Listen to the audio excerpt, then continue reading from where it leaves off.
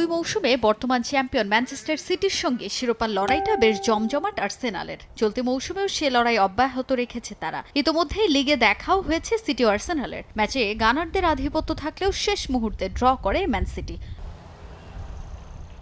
Round of 6 এর ম্যাচের আগে পয়েন্ট টেবিলের 4-এ অবস্থান মিকেল আর্তেতার দলের। এখন পর্যন্ত 5 ম্যাচ খেলে 3 জয় পেয়েছে গানাররা। হারের ক্ষত না পেলেও 2 ম্যাচে ড্র করেছে তারা। সিটির সঙ্গে এখন 2 পয়েন্ট ব্যবধান আর্সেনালের। তবে টেবিলের শীর্ষস্থান দখলে আপোষহীন দলটা। তাই পরের ম্যাচে যে কোনো মূল্যে জয় তুলে নিতে মরিয়া মিকেল আর্তেতা বাহিনী।